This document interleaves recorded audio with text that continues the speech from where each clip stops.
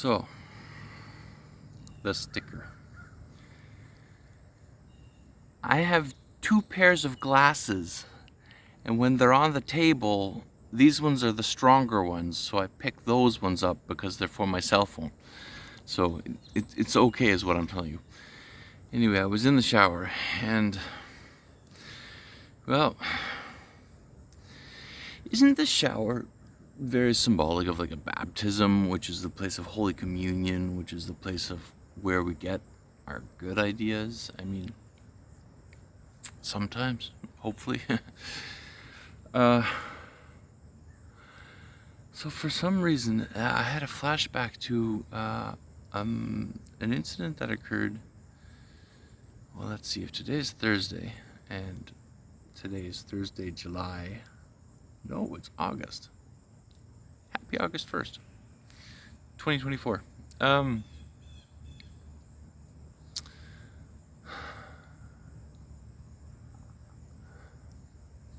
It's on Sunday, because I mixed Sunday and Saturday up. I was trying to buy a lottery ticket, and there was a man in a turban. He was behind the counter, and I mean, we have good conversations. I have good conversations with everybody. It's always normal. We're always talking about the same essence. So, walking out the door, or walking back to him, I do the weird Indian head nod thing, like, you know what I mean, right? Like the Indians, they do this weird, like a bobbleheads. Indians are bobbleheads. And I don't mean like native Indians, I mean like people from India Indians. So they do their bobble. And I was like, well, why did I do that when I was facing the guy with the turban the other day? And so I'm trying to figure that one out. Why possibly? Like, what possibly could have been the motivator behind that? I've never done that to my recollection, and I've always wondered why Indians do that. And then in the shower, I had this awesome idea that it was a step down. A step down. There's an animal or somewhere. There's actually a bunch of skunks that live around here too. We've seen them cross the road as a family. We're at a road. So,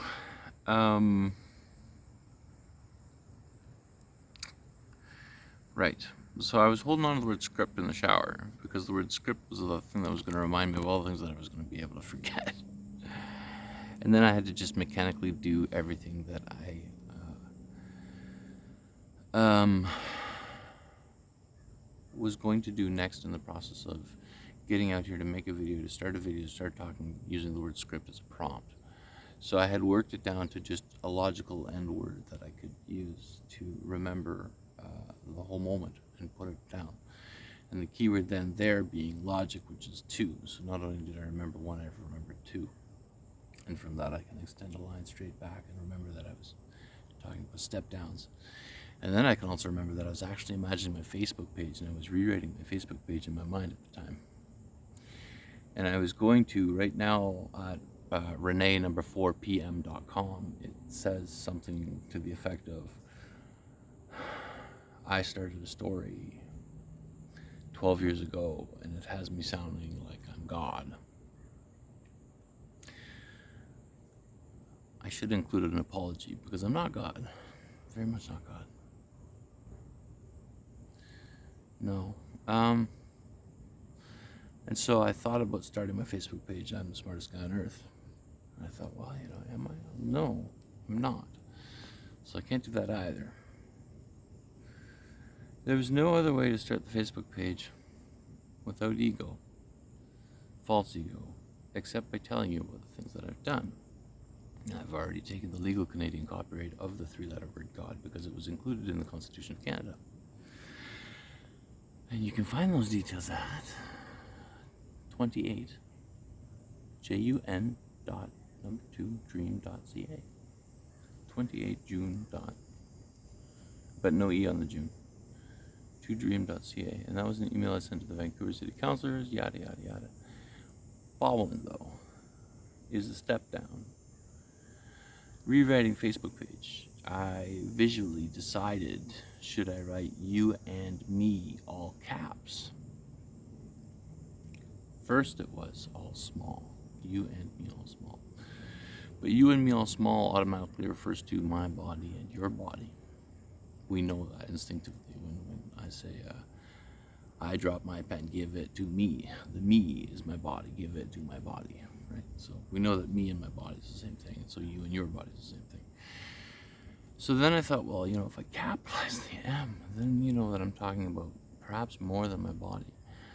There was a prosecutor, and this is going back to court case file 13-205-SR at the Barrie Courthouse in 2013, who, on grounds that I capitalized my M in an email to the Barrie City Police, including then also Natalie Yuchen, who was actively lying to police about me, and the police had infallibly taken her side. And that's why actually on the recent email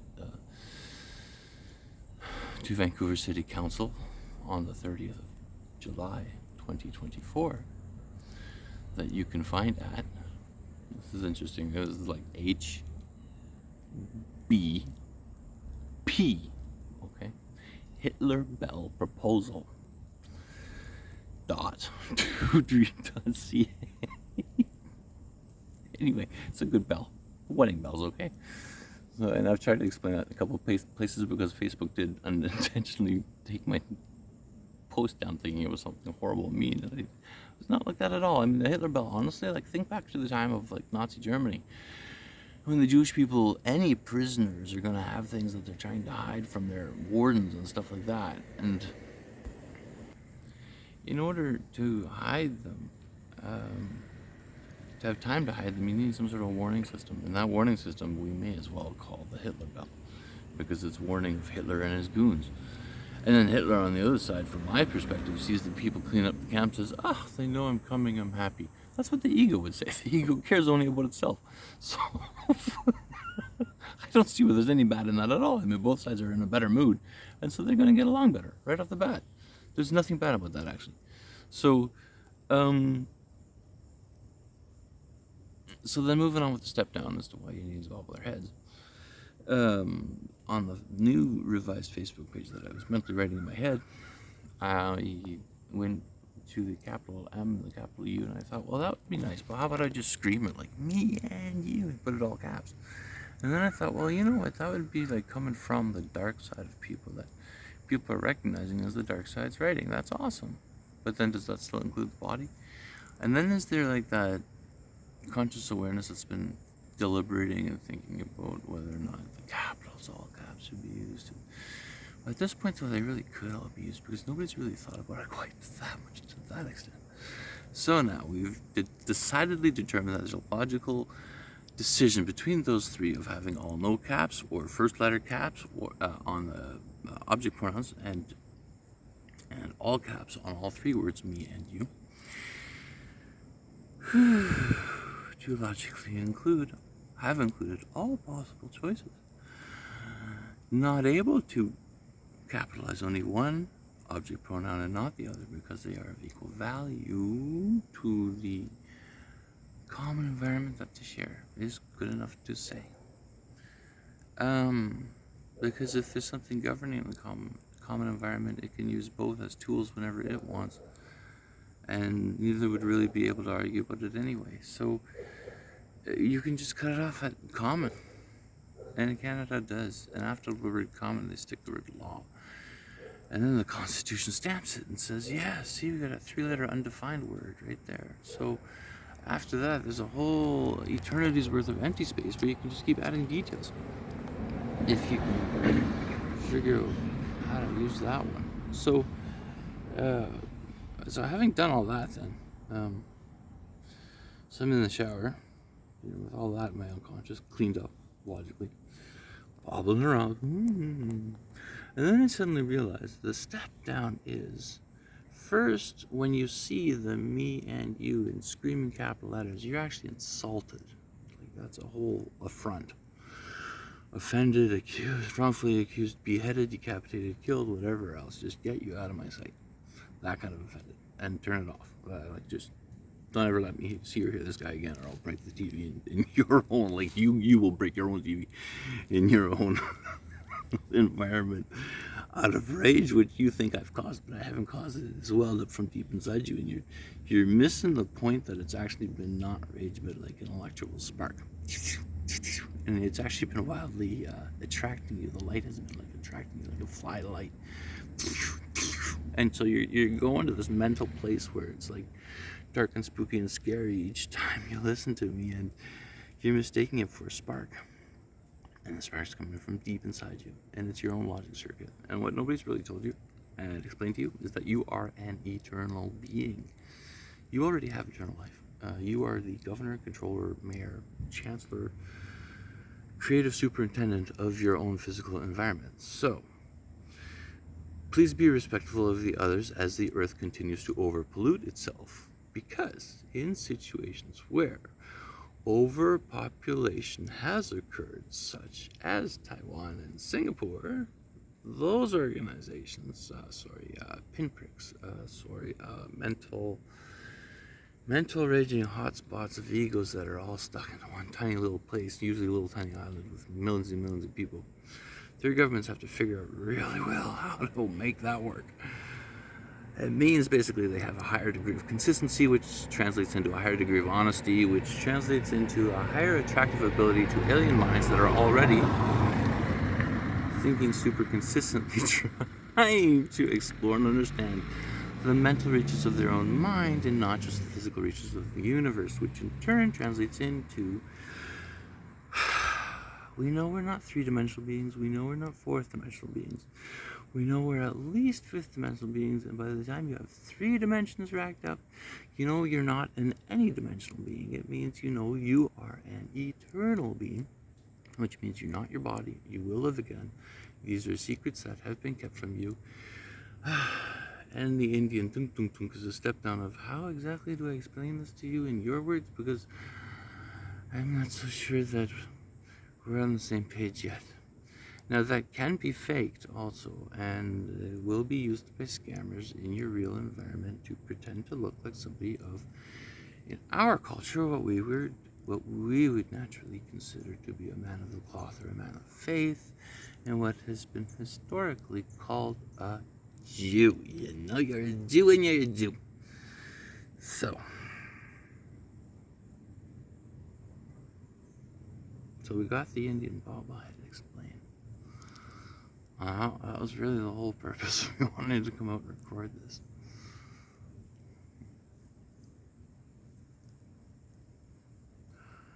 Yeah, okay, so my friend then asked me today, how are you? This is going out to Dan, and I love Dan. I mean, just in the purest brotherly love, like truly the mark of the Nobel Peace Prize, greatest service to man is always going to be true brotherly love, like just and that's absolutely nothing physical. And so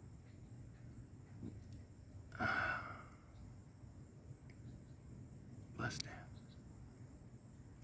Magic Dan, also Magic Dan. Yeah, he reminds us there are two. There are always two. There are always two. This duality, there are always two. And for you to know that you are an eternally sentient being, there are always two, have to be eternally reflected. And for them to be eternally reflected, I'm sorry, I'm talking with dry mouth. I don't have any water out here. I might look like a squirrel. But totally dry. Anyway, so there are two. And when you reflect that into eternity, it does this flip this way, which is like salam alaikum, alaikum salam. It's a reminder in a physical sense that there are two, but the other is reflected. And the only way to know that the two, which cannot be seen but must be there logically, that are reflected, are always going to be in agreement, is to make the agreement a constant agreement. And so then you can just logic everything up backwards from there. And that's really anybody needs to know that all of the psychiatrists who are pushing their pills are just drug dealers, glorified drug dealers. They don't even know it. They're just the corner guys that are being used by the mafia kingpins, but they've legalized it. That's the world we're living in. It is such a huge, reflective, holographic thing. Just the scales are so far apart that you don't see it. But yeah, the psychiatrists and the corner drug dealers are exactly the same thing. And case in point, I'm sorry, Dr. Gunther Lorberg. You know, okay, I'm doing this out of the bottom of my heart, and here's why. Within us, we have 4 entities, 4 personalities. And they have to always be in agreement for us to not come out looking like we have bipolar disorder. Whoa. Oh, goodness. Did we see that? Do we want to see that? Okay. Scares the lower one, because the lower one's always the physical one. So, usually the lower one gives itself up to its perceived higher self one, which is the logical opposite, literally, of the lower one, which the higher one recognizes amidst all its imaginings of the spectrum of light and fear and all this sort of. It says, oh, wait a minute, no, you are my opposite, because I see you down there, and I recognize that this can't possibly be me, because I'm aging all the time, and my God, it seems like just yesterday. Like, that ability that you have called memory that bridges 2 points in time, yeah, you're going to learn a lot right now. That bridges 2 points in time, that's called memory. You have what's called the ability of memory. So it was another aha when I figured this one out at some point in my life. The ability to bridge 2 points in time, to evaluate the points, to decide which is the better option, A or B, repeat B or try new A. I mean, whichever the better option is, as long as you're talking about 2 points in time, 2 memories, the ability of memory originates from outside time. So you know right off the bat, you're at the very least infinite and not eternal. But then once you figure that out, then you're eternal. But in the infinite sphere, that's the 4th dimension, and there you got all these 4 personalities. So in order to be one body, you got to know that they got to agree, and that means you're the pilot, you're the 5th guy at the very least. But then when you see that it's all dimensions, you can just say, well, I mean, that doesn't work that way. So there's the pilot, and then there's, where are we here? Who are you again? And then I think, well, okay, so there's a me and there's a not me. But see, the living environment, and this is what you guys are going to understand, the living environment is our shared common environment. The fully shared state is the equivalent mental counterpart of the collective unconscious. The collective unconscious doesn't end just because you wake up in the morning, nor does the world outside. So in the physical world, there's 1, and then there's the ground, there's 2, and then there's God, there's 3. So there's only 3. But then the logical part says, no, there has to be at least 4. So then, okay, well then God has 2. So we call that the spirit of the 2. And we call that the Holy Spirit. In Muslim terms, that's called Allah. Allah is the... So they don't really differentiate between the spirit of the 2 and the higher self, actually. And that's the very beautiful part of Islam. They don't differentiate between Holy Spirit and God. They just say it's all the same. Always. And, well, unfortunately, they have their own version of the Book of Revelation. It's not a very happy version. I mean, it's like a nightmare. The guy just wrote down a nightmare. I mean, you would remember a nightmare pretty well too if it was a really startling nightmare. So he writes that down, and somehow that gets turned into our Christian Bible. And then 500 years after we start our Bible, this guy named Muhammad goes and does some really great things over in a land that nobody's really heard of. But he's educated, so he teaches them all about the Bible, and then now they got their own version of a nightmare, and then their version of a nightmare conflicts with our version of a nightmare, and so then they start turning it into a physical reality. And that's about where we are right now with the whole Muslim against Christian war. So if we could please politely just kind of explain that one and end that, please. That was just a mistaken perception. that aside, and my mouth is still really dry, and I do want to go inside and have a drink. So there's let's just go with four psychiatric personalities from within the concept of infinity. Okay, so from within we'll call that one the egoic structure, and that's according to A Course in Miracles and the doctors who wrote that. And you can find that book at acim.2dream.ca, and that's a free online version. And the copyright's been removed, so it's a free online version.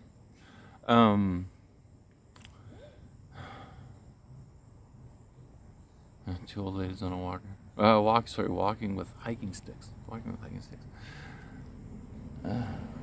I'll show you. Okay. Yeah, well, I would. So, yeah. And then, so I'm generally shy still.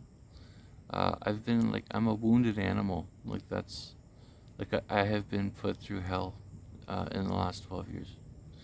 I have been explaining this to psychiatrists for 12 years.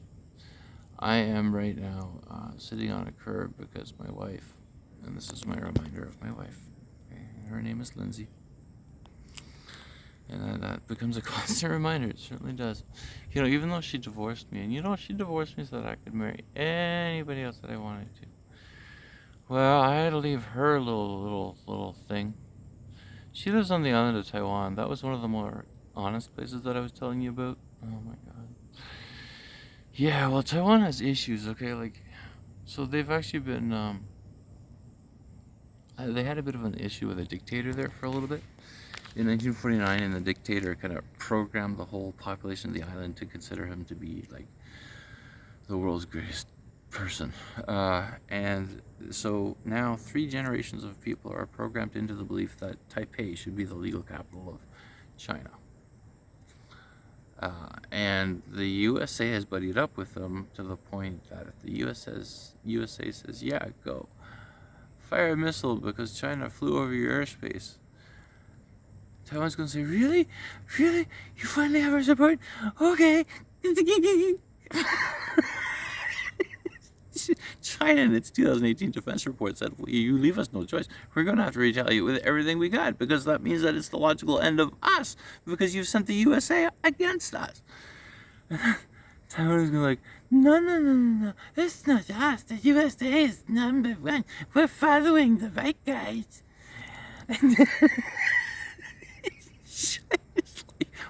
What are these guys smoking? I said, oh, that's what China's sent all its missiles back to Taiwan, and the USA. This guy's smoking his cigar. Says, all right, world, yep, on behalf of international democracy, go ahead and take over China so we can claim one more country for our little sandbox. That is a horrible future tangent, horrible. So that is the worst logical extreme I have discovered about the place where I was living in Taiwan. And they call themselves the Republic of China because the People's Republic of China has no legal claim to the name People's Republic of China. That's what all the school children believe. It was the United Nations in 1971 that actually told the dictators that you control a whole island full of people, but this whole mainland over here, that one, you control none of that. So how can you possibly call yourself the rightful heir of the government of China? Or the rightful government of China, even in a real-time sense. If you're not the rightful government of China, get out of the security chair of China. So in 1971, they fixed the mistake at the United Nations level, but then they let the dictator continue on misleading a whole island full of people. So I figure, I don't think anybody's really going to care if that one gets wiped off the map. And I'm not too happy about that, because my wife and my cats and my belongings are over there, and that place really is my home. So for some reason, I was pinched out of there like a pimple on the 8th of May, 2024. I had 6 days notice to leave the country. It was basically pay a fine and then get deported, or go to jail and then get deported, after all of the psychiatrists refused to give the court a mental assessment about me concerning there was I was completely innocent the whole way regardless anyway. And I wrote it all down, and you can find all that at Taiwan.2dream.ca. Or talk2dream.com has a petition where I was actually going to try to, like, at that point in my life, I guess I didn't know that I was going to marry Taiwan yet when I left. Yeah, I found that out just the other day. Oh, it was the 30th of July when I proposed. No, I think it was the day before that I probably realized that. No, I realized that I was going to, but it was one of those half realizations, when you're like, oh, that sounds like a good idea, and then you put it in the back of your head. Oh, that's what I was talking about before. Oh, and one of the psychiatrists said in Vancouver Hospital that my thinking is really disorganized.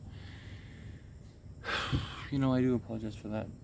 But, my mom's going, okay, I'll have to get more talked about the 4. But anyway, that psychiatrist, you've just been spared because he owns the methadone clinic, a private methadone clinic in Barrie, and he runs it with the encouragement of his staff, who encourage him to addict more people at jail to methadone. So he's definitely breaking the laws, definitely conflict of interest, and they're allowing it to go on.